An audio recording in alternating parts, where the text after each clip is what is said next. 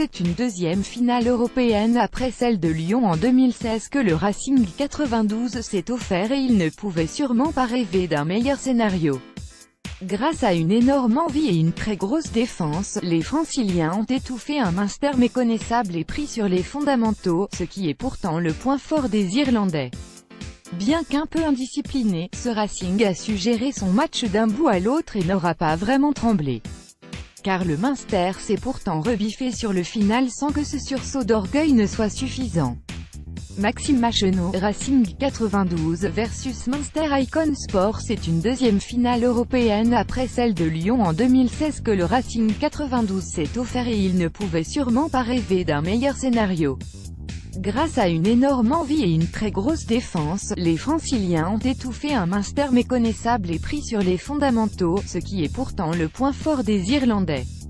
Bien qu'un peu indiscipliné, ce Racing a su gérer son match d'un bout à l'autre et n'aura pas vraiment tremblé.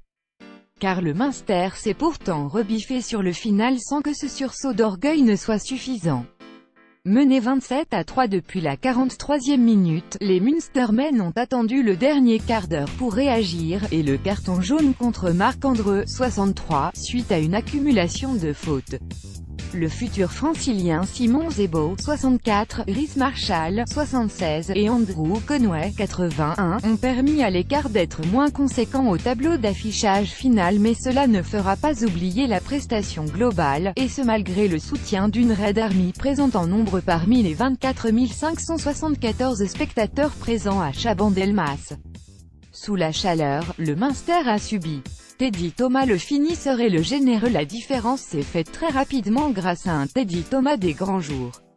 L'ailier a d'abord conclu en bout de ligne une longue séquence, 5, puis a profité d'un franchissement de Virimi Vakatawa pour son doublé, 18.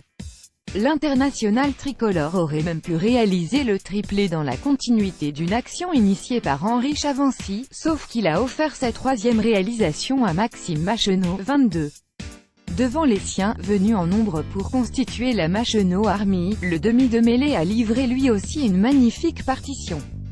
Teddy Thomas, Racing 92 versus Munster Icon Sport. Dans ce duel à distance entre demi de mêlée, il n'y a pas eu photo.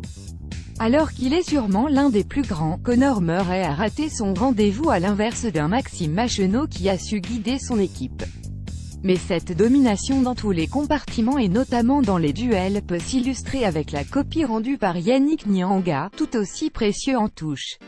Les Racingmen ont donc gagné le droit de retrouver une autre province irlandaise, le Leinster, pour essayer de soulever un premier trophée européen.